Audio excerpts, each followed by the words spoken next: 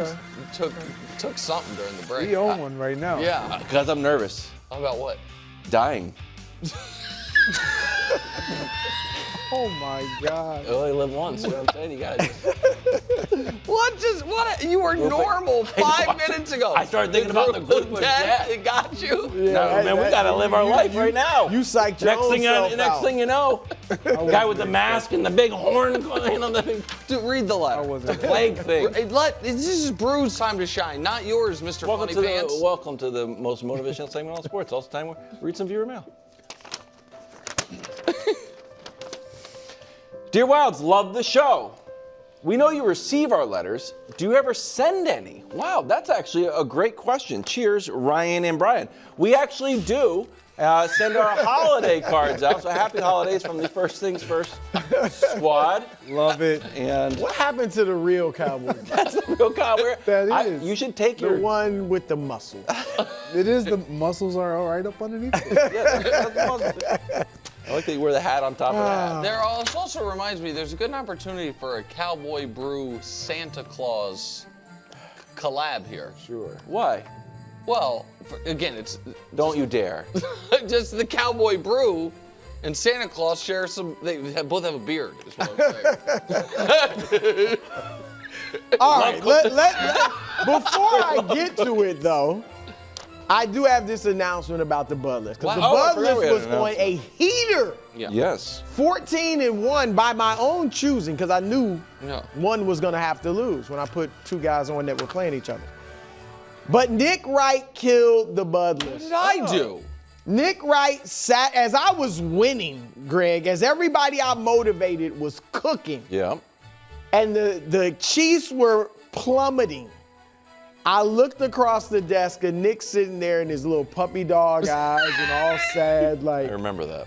Brew, throw a brother a bone, hook a brother up. That is what I You know, said. So I put Mahomes on 2 weeks in a row. Yeah. I never do that. Lamar could be on this week. He should be on.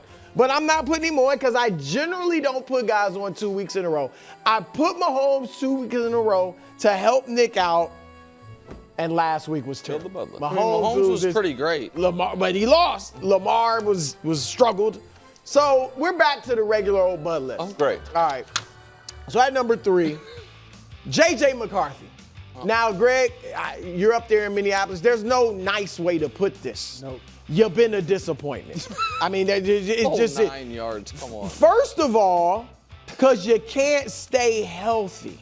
All right, you missed all of last year. You've only played 6 out of 12 games this year. And secondly, when you play, you've been bad. These numbers are hard to even read. He's played 6 games. One time, he's thrown for 160 or more yards. Actually, 159 or more yards. One time, all right? He's got 6 touchdowns, 10 interceptions. Not great. He's got a 54% completion percent. We talked about Caleb's being low. This is way below that. And a 58 passer rating. 58 rating? 58 passer rating. That's a problem. And this is on a team that is built to win now. If they had Sam Darnold, who was there, Daniel Jones, who was there, particularly with Darnold, they would be a legitimate, contender. Yeah. In the conference. I mean, and so JJ, the rest of this season, you have got to prove that you are the man. That's all it's about. It's similar to Shedeur Sanders in Cleveland. This season is done as far as playoffs. So it's about you showing Kevin O'Connell and the Vikings that you are their future franchise quarterback. Otherwise, is it off the board? Daniel Jones will be a free agent. Is it off the board that they make a lucrative offer to Daniel Jones? I don't think it's off the board, bro. Yeah. I mean, if you struggle the rest of the season, they may go out, whether it's Daniel Jones or somebody else, Mac Jones, try to make a trade for him or something like that.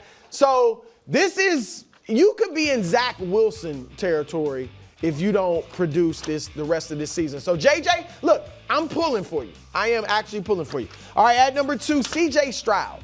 Oh, I don't like this one bit. I told you, it's just a regular Bud List. Yeah. We'll see if it resurrects its powers. But CJ, I don't know what's going on with CJ Stroud. Since your rookie year, you had one of the best rookie years ever. You were a culture changer. You were a leader. You were a guy that we thought might join the big four, if you will, in that quarterback position and be that fifth best quarterback. You were where Drake May is now. I mean, yes. You were there, okay? And now these last 2 seasons, you've really struggled, and I'm not sure what's going on, but here's the deal. While you have struggled, your defense has become one of the best in the league, arguably the best. So now you have a chance. If you can just play solid football this weekend against Kansas City, you might become, you and your team, you might become like everybody in the league's favorite team for a week. Because everybody wants to see Kansas City. All the other teams want to see the Chiefs eliminated from the playoffs. All right, and if you can do it, not only would you eliminate the Chiefs, but you would actually put your team in a great position to make the playoffs and have a chance to win the AFC. If you guys get in there and the Chiefs aren't there, you have as good a chance as anybody to win the AFC. So, CJ, despite your struggles, I do still believe in you. And at number 1, Greg, I'm sorry. Or maybe this is a good thing. We'll see. Daniel Jones. All right. Now, what a difference. The season, you talk about a roller coaster. 6 weeks ago, Daniel Jones was in the MVP discussion. Yeah. All right. And now you are just viewed as the weak link. You are viewed as their teams are daring you to beat them.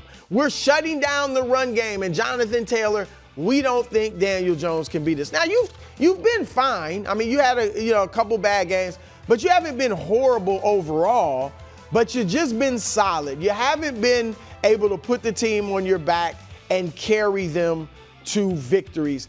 And here's what you have to do. You have to make the playoffs. After starting 8-2, you have to make the playoffs. If you don't, now, we would think with the Sauce Gardner trade, some of the things the Colts have done, that you are their franchise quarterback. But here's the thing. If you don't make the playoffs, they may franchise you. They may say, let's see one more year of him before we give him the big money like the Giants did, and they regretted it. So if you do make the playoffs and play well, you become a free agent, and maybe, again, Minnesota or some other team throws big money at you, and then you've got your choice. Stay with the Colts, get the most money, go to Minnesota. You'll have a plethora of good options. So you have a chance to, really set yourself up for a bright future just by making the playoffs, or you could plummet and kind of be where you were last year, coming out away from the Giants. So Daniel Jones, Greg Jennings believes in. Wow, fair. I do. I mean, ended with Daniel Jones. I've been keeping up with the Joneses a little bit myself, and I'm going to put on this week's Bud list Chris Jones and the others. I love it. Great job, Greg. Good motivation. Yeah. Let's go. Look, Chris Jones, a guy that we typically in the fourth quarter would identify him as the closer on that defense. You're going up against C.J. Stroud in this offense. It's going to be a struggle for your offense. We got to hear Chris Jones' name, and we just haven't heard his name called on our shows. We haven't talked about him. When we watch the games, you watch a lot of the games very closely. We don't hear his name called in the same regard as we've heard his name called in the past. And I was doing a little digging, and I'm like, man, what does his numbers look like? And this is what it looks like. He's still impacting games. We know he impacts games, but not at the same level as he has over the course of his career. 3 sacks this season, 30 pressures, 3 sacks, which is the lowest since his rookie year. The pressures, 8.8% pressures. TFLs, he's at 7. Like, these aren't the Chris Jones numbers that we're accustomed to seeing. Like, we're accustomed to seeing him just completely wrecking shop, wreaking havoc, primarily when the game is on the line. And when we look at the games that the Kansas City Chiefs have played, they've been in every game. And a lot of times their defense has been on the field and they just haven't come through, largely because we believe Chris Jones hasn't really shown up in those moments. And as for the others, you're talking about Patrick Mahomes and Andy Reid talking about, we got to be better in critical situations. Well, third down drops, you got 5 of them. Kelsey's been a part of it, Rashee Rice, it's been a thing. Fourth quarter drops, you got 4 of them. We got to stop doing these things because, and you notice I'm not talking about Patrick Mahomes because he's actually been pretty darn good. I got one more thing for you. We got to cut these penalties out. Thank you, Greg. We got to cut these penalties out. That's what's really been hurting this team. Season average 7.2. That's the most since 2018. You know who was their starting quarterback for the first time in a while? Patrick Mahomes. Patrick Mahomes.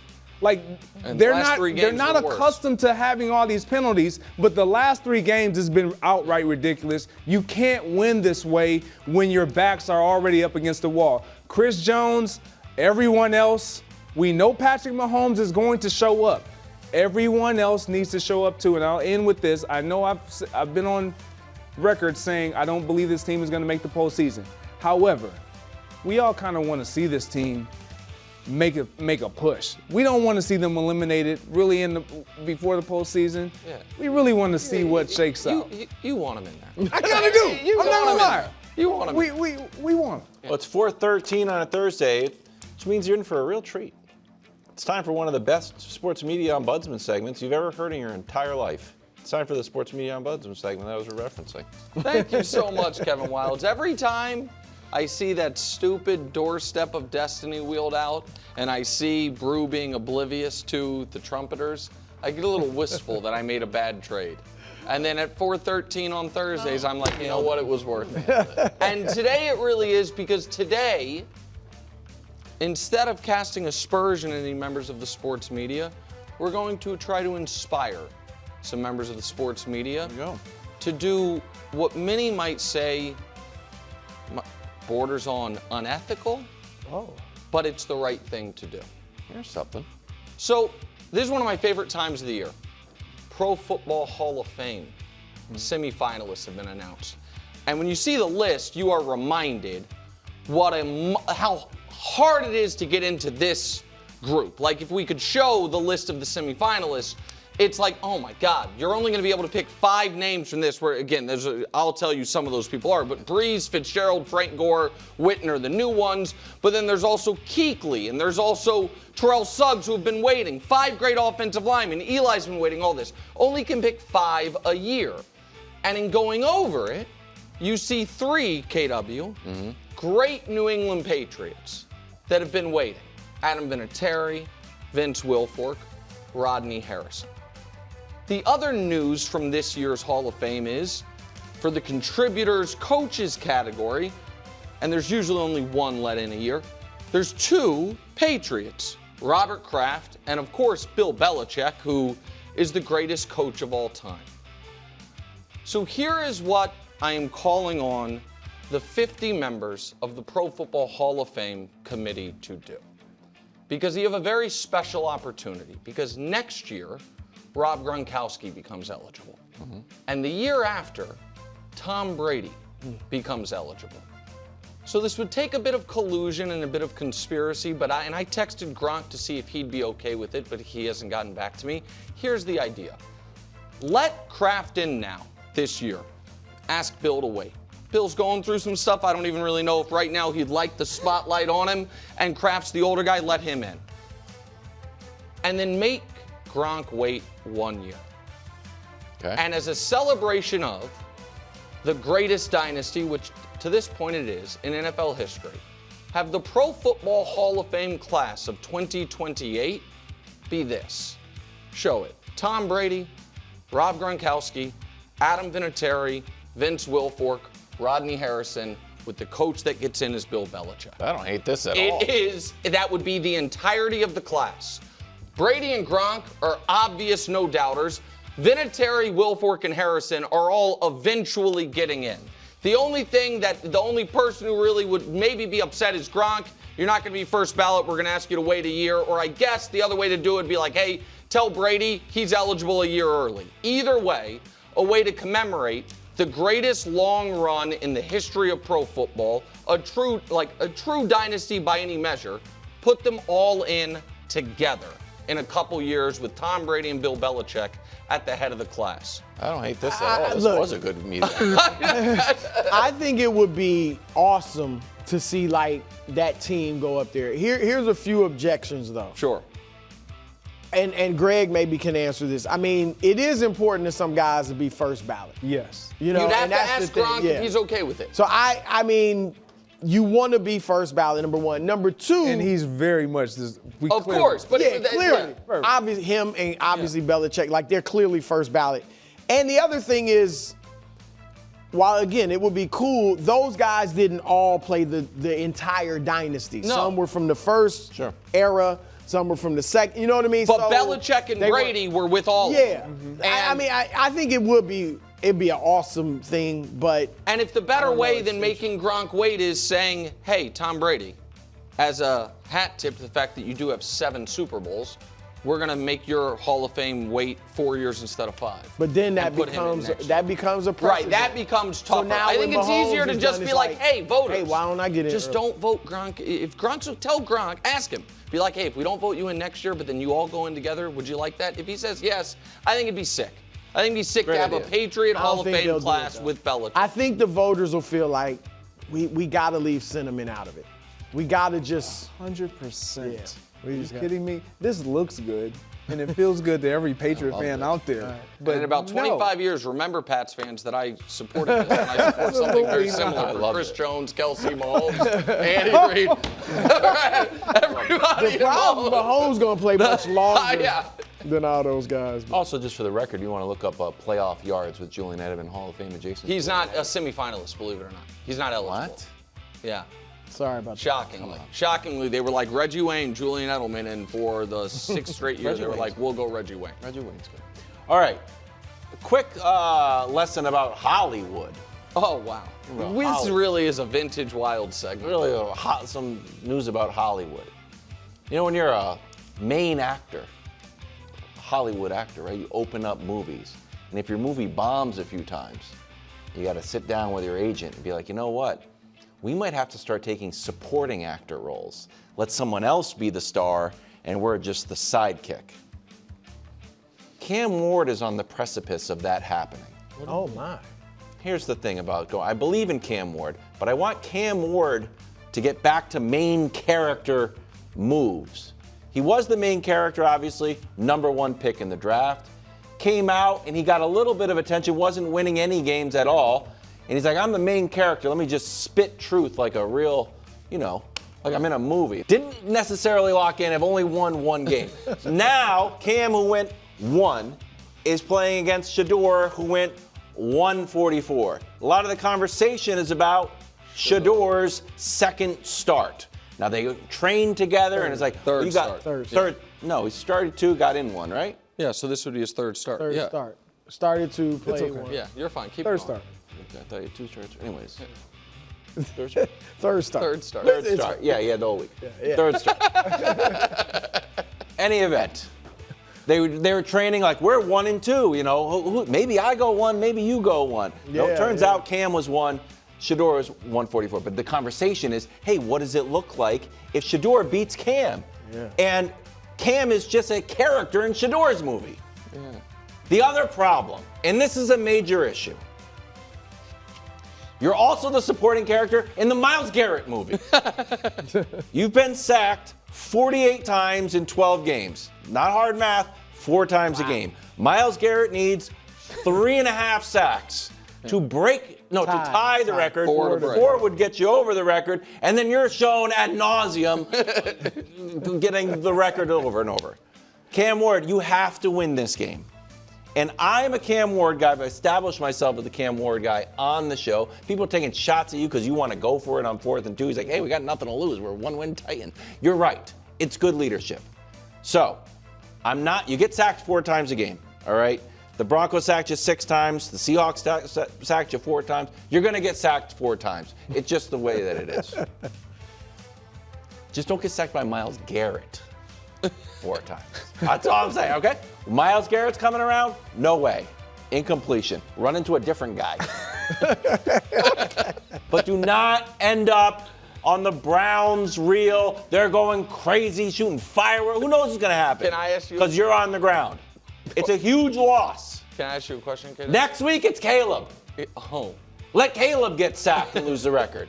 I believe in you. If Myles Garrett gets to 3 sacks, is it incumbent on Mike McCoy, the Titans interim coach, to just call running plays? No matter score and situation. No, Cam Ward wants to go for it. Cam Ward wants to go for He it. wants the ball. But as soon as Myles Garrett's got 3 sacks, watch out. No, here's the thing. Think about some Nas. chip blocks. He's gonna get sacked 8 times. Yeah, that's true. And then 4 of them will be by Myles. That's what's gonna happen. Not great. If they get to 3 sacks, if it's 3 sacks early third quarter, I might take Cam Ward out for a drive and tell Brandon Allen, take a dive, buddy. That might be the play. You know what? You're showing up on the I highlight. want to be on Monday showing. Thanks for watching. Subscribe here to get more from the show and to check out clips from other shows on FS1.